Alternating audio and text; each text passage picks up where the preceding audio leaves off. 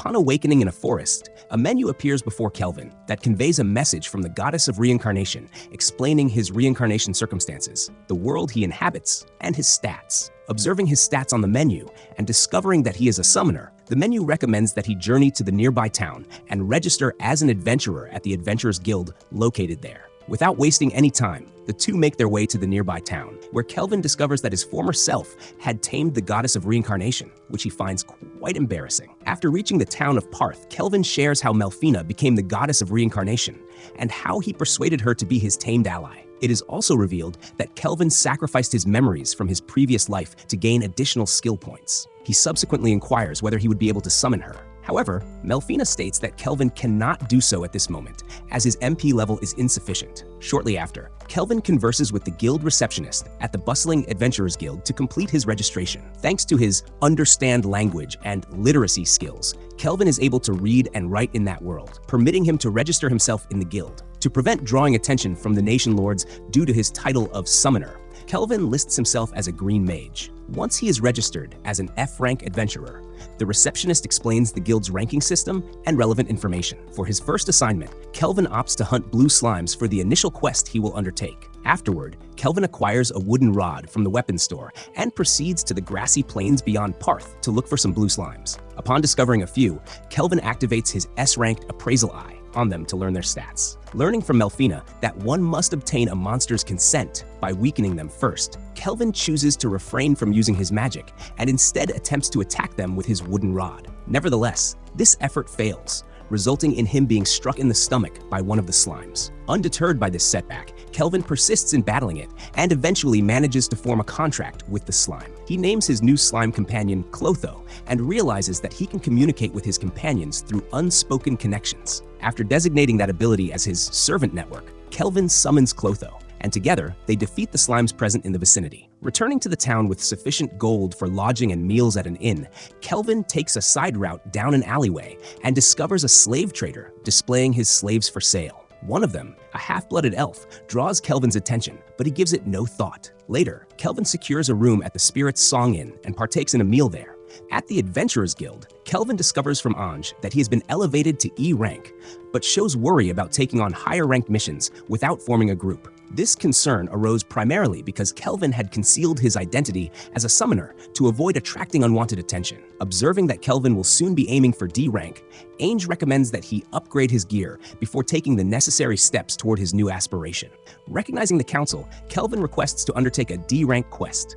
It is then that an adventurer named Cashel proposes he accept the Black Ghost Knight quest. Following his discussion with Anj about a recent successful adventure, Cashel introduces himself to Kelvin as a D-rank adventurer. A conversation among some adventurers in the guild reveals that Cashel possesses the strength of a B rank and is known as a rookie crusher. Cashel invites Kelvin to join his team. However, Anj warns against it, noting that the Black Ghost Knight is supposedly tougher than the rest. Conversely, Kelvin turns down the invitation.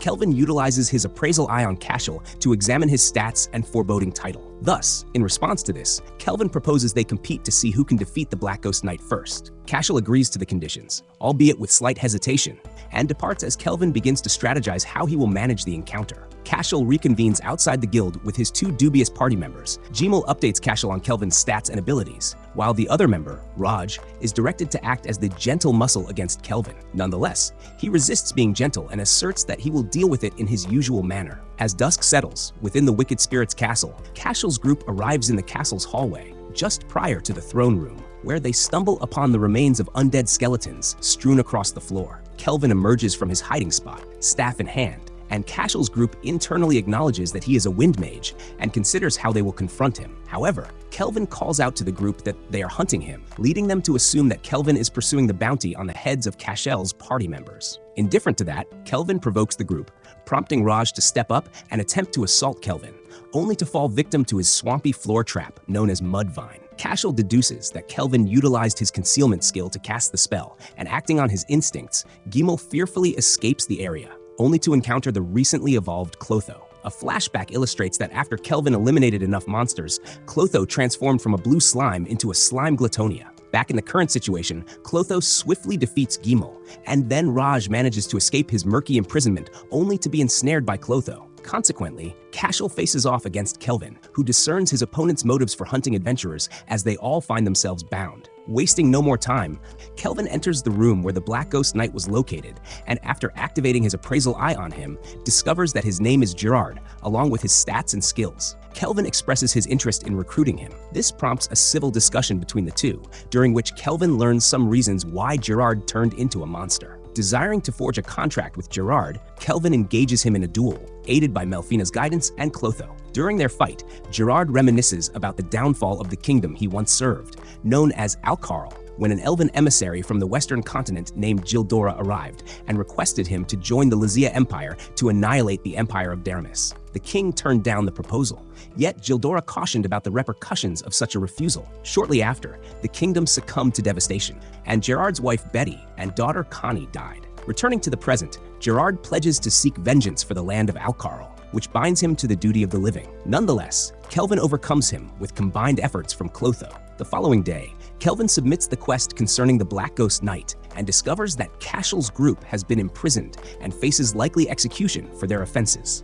While Kelvin celebrates the successful completion of his quest, Ainge informs him that he is set to receive a further promotion from the Guildmaster. At the top of the stairway, Kelvin encounters a well-dressed elderly man. Kelvin encounters the Guildmaster, Leo, of Parth's Adventurers Guild, who employs his appraising eye on Kelvin to identify him. Inside the Guildmaster's office, Leo serves tea to Kelvin as they converse about Kelvin's recent success in vanquishing the Black Ghost Knight and exposing Cashel's disloyalty. However, Leo inquires if Kelvin is indeed a summoner, and after considering the counsel of his tamed monsters, he acknowledges that he is, but questions why Leo did nothing concerning Cashel despite his awareness of the noble's dubious actions. To that, Leo admits he couldn't take action against Cashel because he belongs to the noble class of the militant nation of Trison and required concrete evidence for his allegations. Getting straight to the matter at hand, Leo expresses his wish to befriend Kelvin, remarking that he has previously encountered otherworlders, referring to the heroes of the Holy Empire Deramis. Melfina notes that she was responsible for their reincarnation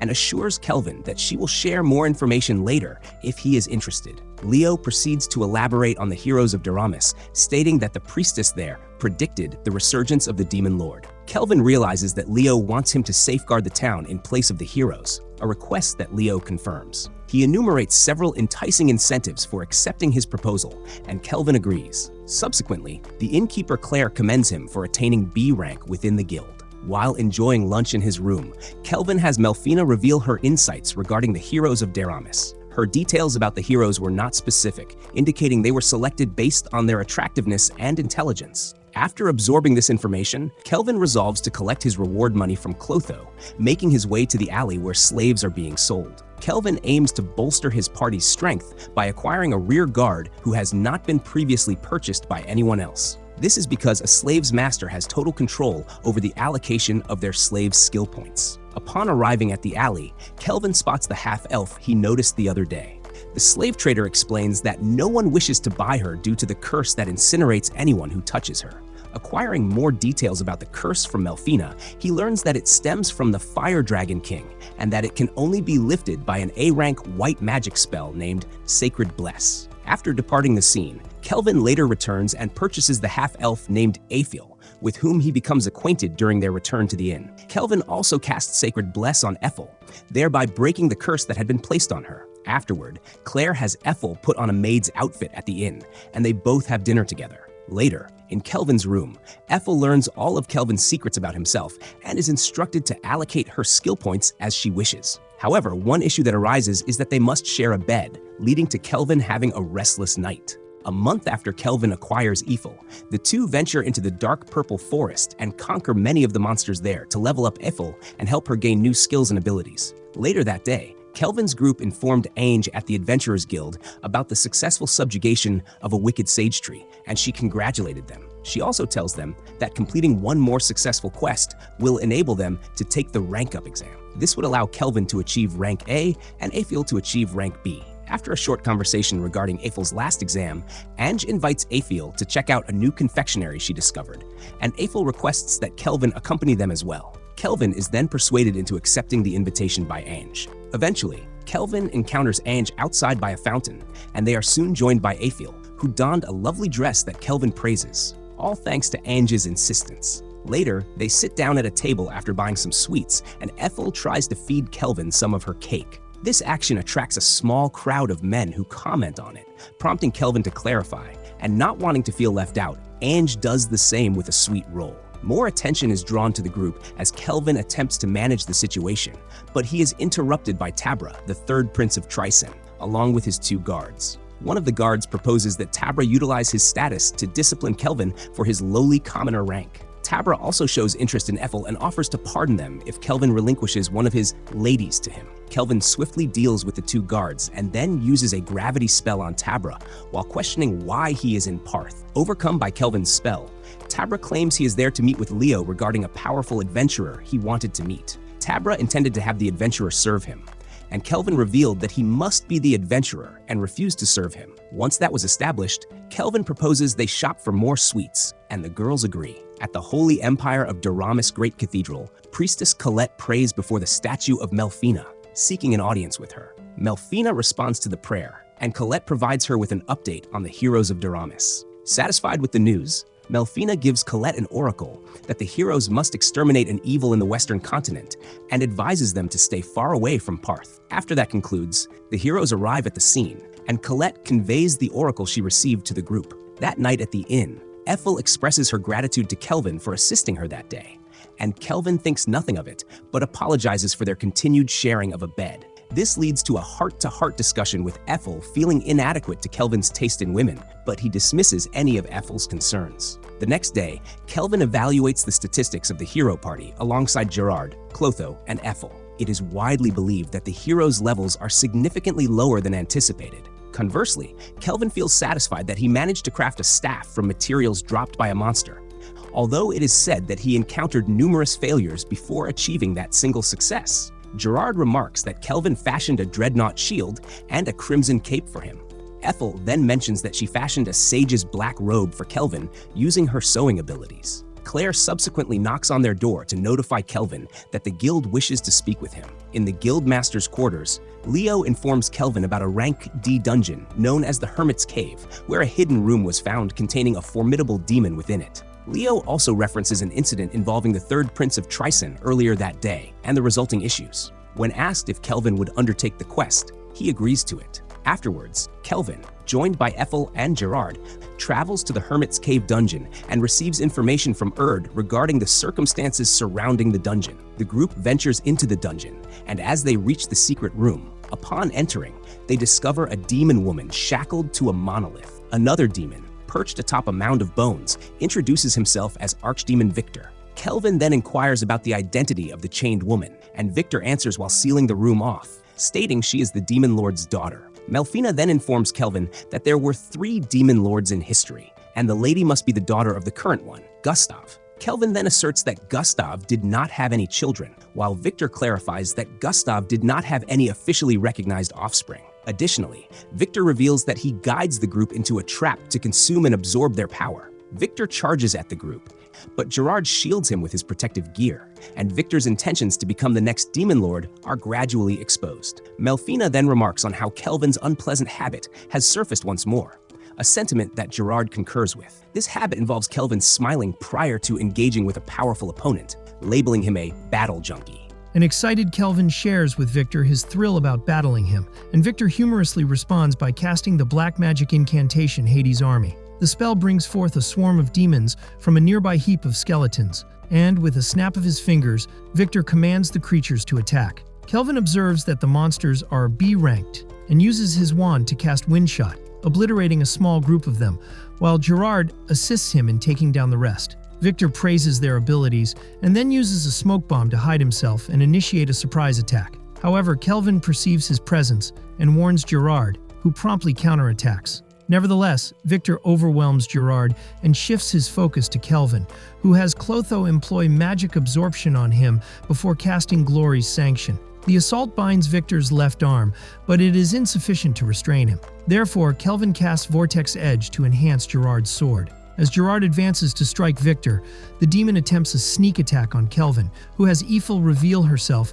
and unleash her blaze arrow at Victor. With Victor's right arm scorched beyond use, Gerard then severs his left arm.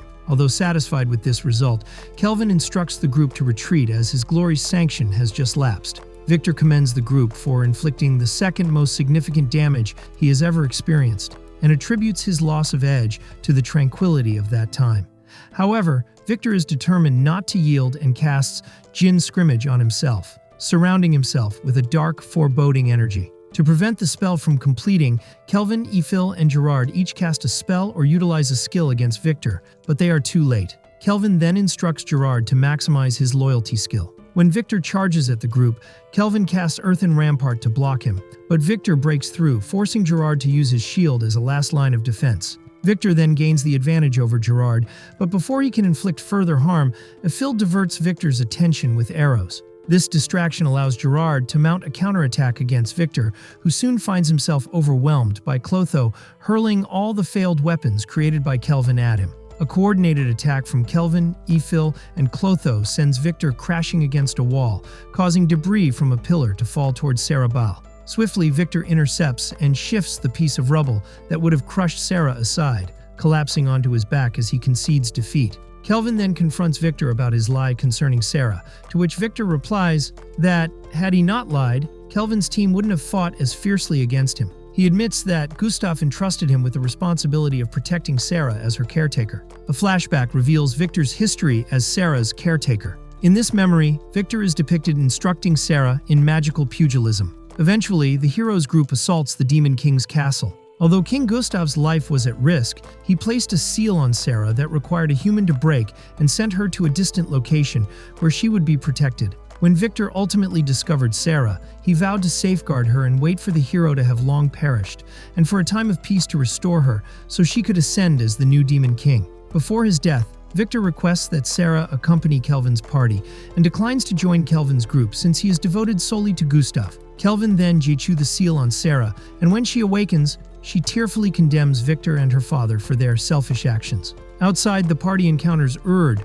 who is presented with evidence of the demon's subjugation from the dungeon. Erd accepts the item but inquires about the lady that Kelvin was carrying on his back, to which Kelvin responds that it was someone possessed by the demon. In reality, it was Sarah concealing her wings and horns with a camouflage hairpin. Subsequently, Kelvin promotes Gerard to an Abyssal Knight Commander. After a short exchange with Sarah, he and his party lead Sarah to Parth and show her around a little. Later, Kelvin informs the Adventurers Guild about the successful subjugation of the demon in the dungeon, which raises him to rank A in the guild. The receptionists and other guild members celebrate this achievement back at the inn. After some time following the party, Sarah comments on how thrilling the outside world is and recalls a moment with Victor.